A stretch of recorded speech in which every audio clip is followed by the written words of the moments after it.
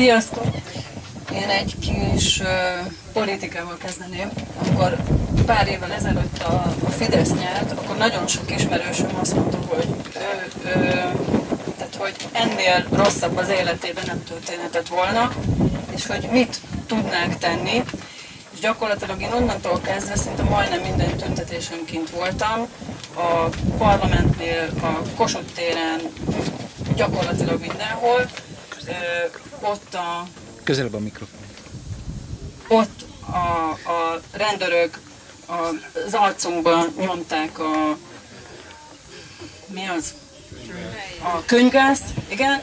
És azt láttam, hogy hiába volt kint az első tüntetésen 100 000 ember, utána 50, utána 30, utána 40, és egyre jobban csökkent az embereknek a lelkesedése, és mindenki azt várta, hogy legyen valaki, aki megmondja, hogy most ő mit csináljon, meg mit tegyen a saját életével. De tehát ezt így nem lehet. És az a baj, hogy azt tapasztaltam, hogy a legtöbb ember nem hajlandó utána olvasni semminek, nem tájékozódik, nem informálódik, hanem valaki menjen oda és oldja meg a saját életét. De ez így nem fog működni. Tehát mindenféleképpen minden embernek utána kell saját magának mennie a dolgoknak, és tájékozódnia, és megtalálni azt a közösséget, akik hajlandóak tenni. Nagyon sok ismerősöm arról panaszkodik, hogy dolgozik, akár munkavállalóként, akár vállalkozóként, és nem jut 5-ről 6-ra, vagy ha megvan a ház, kocsi, stb., akkor annak a rabszolgája. És erről szól az egész élete. És csak azt látja, hogy egy helyben toporog, vagy pedig dolgozik és fizeti a számlákat. És nem tudja, hogy mi ennek az oka. Nem tudom, hogy hányan vannak tisztában azzal, hogy amit munkabérünkből, illetve vállalkozóként levonnak tőlünk, egészségügyi hozzájárulás, illetve TB, azt kinek fizetitek? És miért? Adóként fizetjük, nem hozzájárulás. Na most régen a TB járulékot, illetve az egészségügyi hozzájárulást az országos egészségbiztosítási pénztárnak fizettük. Most, hogyha beírjátok, hogy OEP, akkor a Nemzeti Egészségbiztosítási Alapkezelőt fogjátok találni ezen a weboldalon, és még olyan megvezető módon, hogy az OEP oldala jön fel, de ez a Nemzeti Egészségbiztosítási Alapkezelő. És valaki értesített, vagy tájékoztatott bárkit arról, hogy megszűnt az OEP? Ja, nem. Na most a járulék az egy olyan fizetendő összeg, amilyet ellenszolgáltatás jár. De közben ezt már nem járulékként fizetjük, hanem adóként. Adóként fizetjük be, és a NAV küld ki egy értesítést, hogyha megszűnik a munkahelyed, akkor te fizess be azonnal, vagy különben behajtják.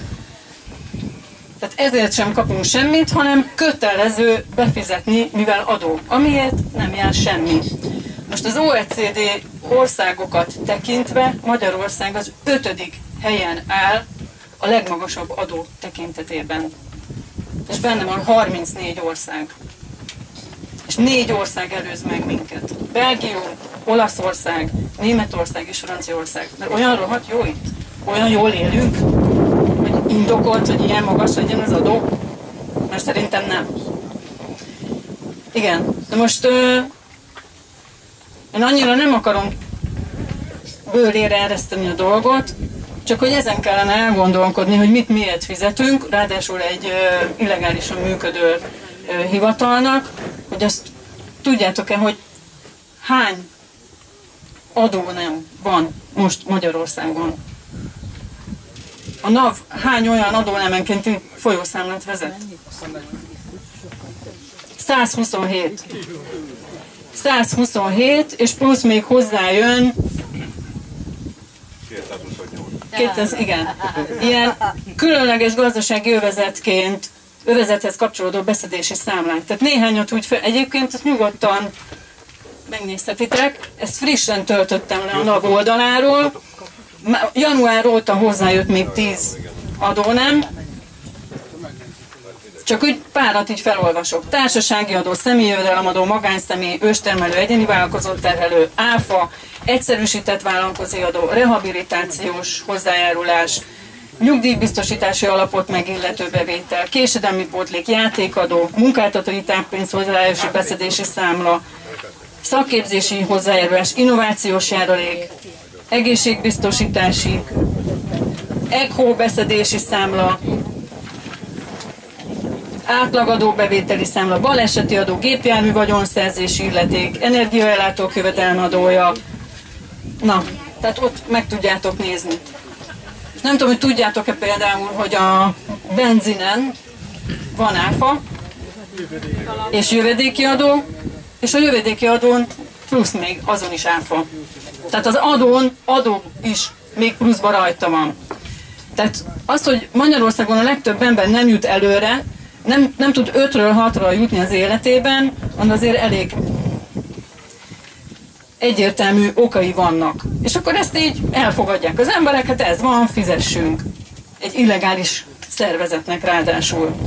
Tehát ha kiszámoljuk, hogy az adózott jövedelmünk után vásárolsz valahol, vagy bármit veszel, akkor is áfás árat fizetsz, ha veszel egy ingatlant, fizetsz vagyonszerzési illetéket, ha eladod, akkor is fizetsz vagyonszerzési illetéket az adózott jövedelmedből. Ha el akarsz intézni bármit a hivatalba, akkor ott bármilyen díjat kell fizetned, hogy egy dokumentumot kiállítsanak, vagy útlevelet, vagy személyigazolványt, vagy bármit elintézzenek. Tehát gyakorlatilag az életünk minden területét megadóztatják. Mert az a cél, hogy ne boldogulj, hanem legyél rabszolga, dolgozzál, és ne gondolkozzál semmin, hogy mondjuk a rendszer nem igazán mellettünk van, hanem ellenünk. Úgyhogy csak ennyit akartam mondani, aztán olvassátok át a NAV-nak a listáját, szerintem felháborító. Csak ennyit tudok erről az egészről mondani. Úgyhogy köszönöm szépen! Mi köszönjük!